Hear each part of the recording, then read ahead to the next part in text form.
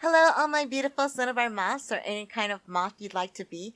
Welcome to the Writer's Triangle, a podcast about publishing and all things books. And today we're going to be talking about book series. I love book series. Almost all of our authors are series writers because I absolutely love book series. I'm obsessed with them.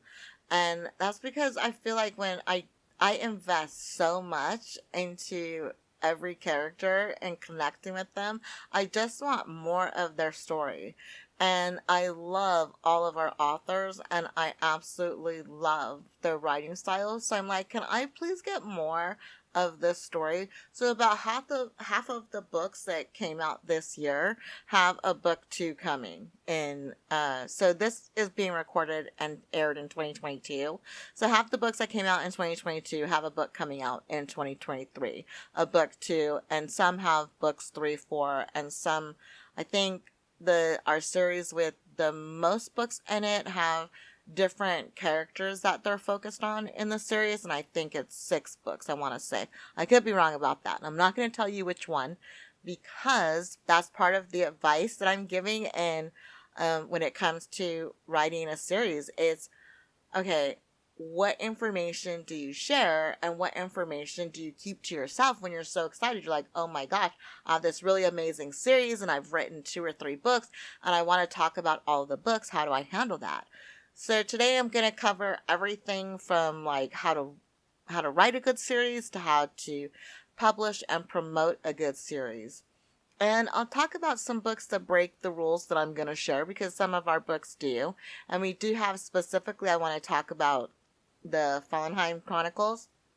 I want to talk about book 1 and book 2 because there's a lot of hullabaloo. I'm sort of popping ahead with this, but there is a lot of hullabaloo because Nyx from book 1 did not have as much of a starring role in book 2, but book 2 was as amazing as book 1. And so Nyx is a beloved character in book 1, which is Relatively Normal Secrets, and then doesn't have as much of a starring role in book 2, which is The Secret Benefits of Invisibility. And that is because I think from my perspective, the kids have a higher focus. It's a middle grade adventure portal mystery that's just really fun. If you haven't checked them out, go ahead and visit cinnabarmoth.com and be sure to pick up a copy of each book. So you can go on Amazon or Barnes & Noble, Walmart, or your local indie bookstore and pick up a copy. They're sold absolutely everywhere. Fantastic series. And the reason I think that CW was able to break that rule, and not one of the rules I have is if you have a beloved character in book 1, make sure they have as big of a role in book 2 or throughout the series. And if you're going to kill them, make sure their death makes sense and that their death isn't just for shock value and the death isn't just to make people cry. And that ties into where I want us to start the conversation and how to map out. And I think it starts with mapping out a series. So say you write a book and you didn't know it was going to be a series, but by the time you finished it, you felt like you had a couple more books in you about in this world or about these characters. I say it's worthwhile to map it out. And I'm not big on mapping out books. I don't think everybody has to use a book map, and I'm not real strict about it. But I feel like with series, there needs to be some kind of mapping going on, just so that you have like what big event is going to happen in each book. And each book needs to be a standalone series in the series, because we've had people using The Secret Benefits of Invisibility as an example, and I think it's a great example of this in that it is a standalone. And if you look at the reviews for it, almost everybody mentions the fact that it's a second book in the series, but that they were able to completely get in the story and that there weren't too many callbacks. There are some, but that there weren't too many callbacks, and the callbacks that do exist in the book are really explained well so that the reader doesn't feel lost. But there are enough to entice people into reading book 1. We're very, very pleased that everyone who discovered book two has gone back and read book one for the most part, and that's been really exciting and gratifying. And that's what you want book two to be, right? You want book two to be so exciting and so well written that it inspires people to read book one, not because they feel lost, because you don't want people to stop in the middle of reading book one. Book two rather. You want everybody to read from beginning to end of book two, have a great time, love the characters, buy in, and want to go back and say, okay, what happened in book one, because I love these stories and I want to know more about it. And that's so important to deliver, to have a really strong series. And for me, that's what I look at when buying series. Does each book stand on its own? Does each book read as a one-off? And while still connecting to the series, which is hard to do. And that's where mapping out, I think, comes in handy. Make sure that you have a middle, beginning, and end for each book that you're planning, and make sure that the ending is not a to be continued. Don't leave any of the books with a cliffhanger. If you're going to publish, with the exception of if you're publishing and if you're a publisher or if you're self-publishing and you're going to put out a series all at once, cliffhangers completely okay.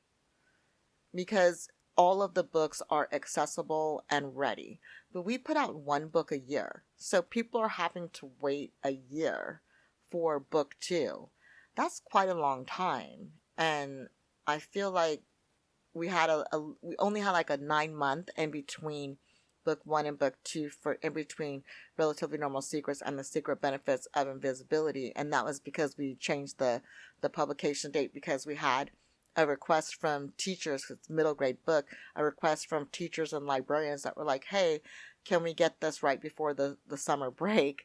And when you have teachers and librarians writing to like, hey, can you get us book two before the summer break? I was like, yes, we will do our best. And I am so grateful to C.W. Allen for writing that book at lightning speed, book two. And wonderful, beautiful book, wonderfully written, no shortcuts, lots of great graphics and things introduced that are value added, and I really, really enjoyed it. Super shout out to CW for that, and just tons of gratitude. So that kind of thing is really exciting. What happens when you write a really great book one in a series, and then the audience gives you feedback and says, hey, can you get us book two sooner than a year from now? That really lets you know, okay, the audience is connecting with this book, and we're doing something right in the way that we're delivering our series. And that series specifically, we have evidence of that. This year, with the exception of the Secret Benefits of Invisibility, all of our books that are series that you won't know they're series yet are book one in the series. We have a couple of book ones. And even if book one ends happily or with tragedy, there has to be room for more story. And to be honest with yourself, is there really more story to tell? Or am I done? We had an author who was going to write a series and then decided that they really felt like they had taken the characters and the world to a natural resting place, and they felt done. They felt done, and they're not writing a book two. And for me, I would rather that than an author write a forced book two that doesn't feel as authentic, and that their heart's not in and doesn't have the same feel and the same passion and the same balance as book one. And that is okay to do. If you're an author and you thought that you were writing a series and then it turns out that you're writing a one-off, give yourself permission to write that one-off. I still love our author that wrote one book that was supposed to be a series, and they decided for it to not be a series. That is another reason why book one really needs to be a standalone, and why book one needs to be written and promoted, and even in your interviews where you don't talk about book two. And I think that's one of the hardest things to do. Our authors are so excited, and you want to tell people about your book, right? You love the story that you wrote. You love, hopefully, you love the story that you wrote. You love the characters. You love the world, and you want to let people, there's more coming, let people know and get the hype going.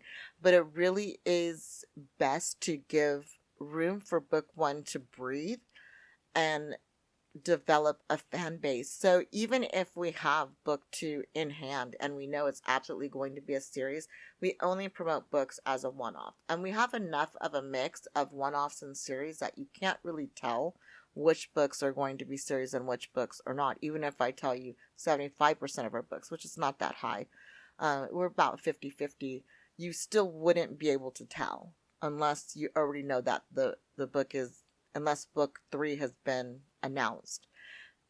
So book one, there's no announcement of or talk about in the interviews of book two. And you kind of, when they ask you, do you think you might write any more? You have to say, well, I have to wait and see what inspiration does, or I have to wait and see what my muse says. And there are some exceptions to the rule. And again, that's if they're coming out close at hand. And if it's a specific pointed question and you don't want to lie and you don't feel comfortable going around it, I would say, okay, but don't do the majority of your promotions of book one as a series. And like when you put it up on the review sites like BookBub, NetGalley, and Book Sirens, to name a few, I would say don't say that it's book one in a series. I would say do it as a one-off. I find that we get more reads when a book is listed as a one-off and people go into it fresh for book one, and that sort of gives the series a chance to hook readers in and have them really connect with the story and the world before they have to commit. Because for me personally, I'm guilty of this too. When I go into a book, if it's a series and I know it's a series and it's book one, I immediately look to see if book two is available. If book two is not available, then I tend to hold off and wait to read the series until at least book one and two are available for me to read. I'm sorry, I know that makes me a horrible audience member and a bad reader. I feel so guilty about it because as a publisher, I'm like, no, go ahead and read book one. It's worth it, I promise you. And so for me, I don't know. I just want to err on the side of caution with that and be really conservative and not push, people to feel like they have to commit. And I think that for me, that's like, I don't know if I want to commit, but if I do, I want to make sure that there's plenty for me to commit to, if that makes sense. So we're done with book one. It's a standalone. It's great. Everybody's loving it. What do we do when we launch book two? And I say for book two, go ham. Talk about how many books are going to be in the series. Talk about what the flow is going to be. Really let your audience know what to expect. So that way they're keeping an eye out for book three, if there's going to be beyond book two. And if they've read book one, hooking that audience back in and saying, hey, there's more story to tell. So book two is when I say go ham and let everybody know how many are going to be in the series, what the arc is going to be like, what the flow is going to be like. And we really do make sure everybody knows that book two is part of a series.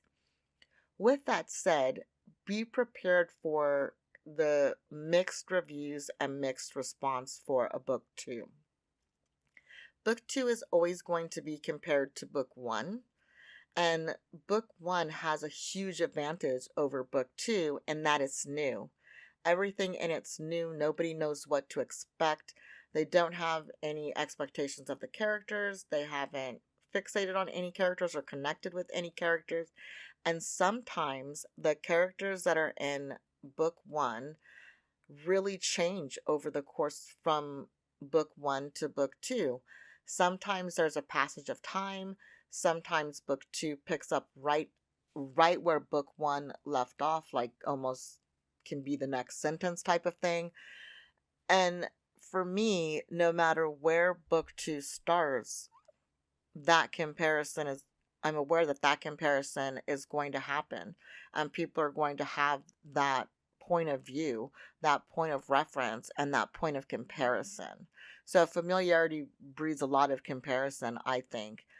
And as an author, be open to whatever people are saying. So some people might say that they felt like they needed book one to enjoy book two, even though book two is an amazing standalone. Just breathe through that type of review, right? And be aware of it for book three. Like, what specific things are they saying that they needed book one for? And does it ring true to you? And if it does ring true to you, then make those slight types of adjustments in book three. When you get to book three, something really cool happens. Book three, you have a lot of leeway, and you can sort of break a lot of rules and really have fun, because in book three, some people choose for book three to be a prequel to the whole series, and that's always really fun and interesting. Book three can wrap up a story, or book three can set the stage for the rest of the series. So if you have to know how many books are going to be in the series. If it's going to be your forever series, and you have no idea and you're thinking there may be 7 books, that's still a thought, right? That's still an idea of how many, because you need to know what book three is. Is book three wrapping up the series? Is book three the halfway mark? Is book three a third of the way? Where are you at in the story, and how far are you going to take it? And if you're aging your characters, there's a lot of middle grade series that do a wonderful thing of aging with their characters, right? And moving through the world with their characters, knowing from what age to what age, and then making sure book three is that check-in for yourself. Am I where I thought I was going to be? Is this going where I thought it was going to go? And how do I reflect the most authentic version of where the story's at? Because book three is, the expectation is that you're either wrapping things up or you're setting things up. It's sort of like a book one again. It's sort of like the wrap up of the series and setup of the rest of the series type of thing. But most readers have high hopes for book three, and really high expectations of what it's going to deliver. And knowing that that book either has to be a bookend or a starting off point or a prequel, understanding that happens in the mapping outs, right? If you're writing 7 books, you're at the halfway point. If you're writing 12 books, if you're writing 15, no matter how many you're writing, three, we do everything in a sort of cryptic world. And when we look at how the human brain processes numbers, there really is a special connection with the number 3 in the human brain and the expectations. So when you're writing a series, most people expect a series to be 3 books. We have some series that are 2, but most people expect the series to be 3 books. And so that kind of makes it where they want it to be the last book in the series. So with that in mind, if you're going to titillate and tempt them on to further books, make sure that you have consistent quality, and that the writing is up to par, and that you're giving all of the characters room to breathe, and respecting yourself as an author, and respecting the world, and checking in and really understanding. So looking at book 3 and beyond, you need to continue with the standalone stories. They do need to be standalones. And each book needs to be as great as the book that came before it, and exciting about starting excitement for the book that comes after it. Looking at series, something I find really interesting about series is that there are specific book awards that are just for series. And you can Google to find the various awards, and all of those awards, they're quite, to put a series through, we are putting our series awards, and we are putting them forth for those specific awards that do just recognize a series. They are expensive. When you're doing a series, it is so important to set a budget. What are you going to spend on this series? Because with consistency, you have to have consistent editing. So if you go to a top tier editing service or you publish with a specific publisher, that first book sets the standards for editing. It sets the standard for level of cover art. So ask yourself, what is the budget when you're mapping out? What can I afford to spend on cover art? What can I afford to spend on editing? And what am I going to do when it comes to awards? There are a lot of free awards out there that you can put a single book forward for. I haven't found any free awards for series. All of the series awards that we found um, really do require that you pay for each individual title to be viewed, but then you mark it when you're doing the category that these three books go together in a series. And there are benefits for that because that's how you get the phrase award winning series, rather, because when one book wins an award, you do have to have that book stand alone. But when all three books win an award, or if all three books win individual book awards, or all 17 books, whatever you have, if you have more than one book win an award in the series, you can say an award-winning series because the books have won individually, but I find that it feels more authentic to me when the books have won a series award. So you're looking at triple the fees, whatever that award is, and awards go from free to, thousands of dollars when you're looking at submitting each one. And cover artists start from, I don't know any that do it for free. You might have a friend that's willing to do it for free, that go all the way up to, the tens of thousands of dollars. And I would say that it's worth it if you're doing an entire series and you know the artist personally, negotiating with them and saying, hey, I have this many covers that I know I want to work with you on, and this would be the schedule for the covers. What kind of deal for pricing? This is the budget I have. Can I pay you this amount? And they have the right to say yes or no. But I come from a culture of a closed mouth don't get fed, and I'm hungry, right? Talk and communicate with the editors and the typesetter and the cover artist, and talk to all of them and say, hey, I'm doing a series, this is my budget, because best and believe that's what all presses do. And it's what we do. We set our budget for the year. So when we sign a contract with all of the people that work on our books, we sign a series contract with them for our contractors for how many books that they're going to do. And we have a mix of contractors and in-house employees. The in-house employees, we don't sign a contract with them, right? We sign an employment contract. But beyond that, they're working on all our books. That's it, and that's all.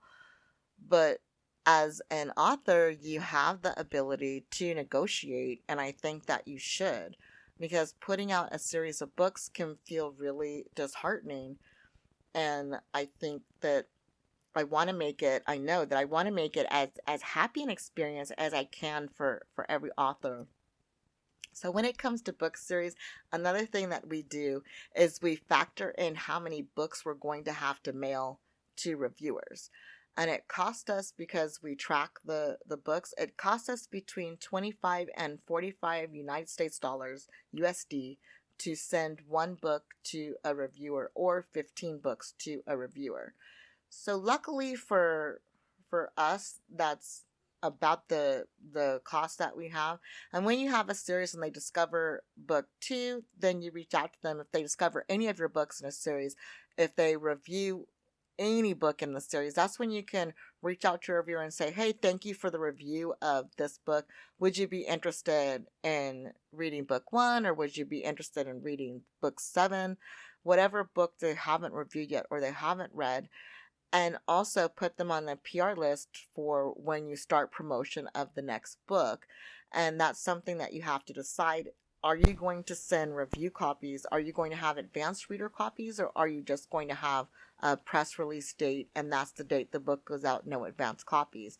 Because as I've talked about on other episodes of the cast, we don't publish our books the day that they're ready. We have an ARC period because that allows us to send them to reviewers. And the same thing goes for magazines. You can, as an independent author, send your book to magazines if they're in the right genre. And I say Google literary magazines, whatever genre you're in, and send books to them.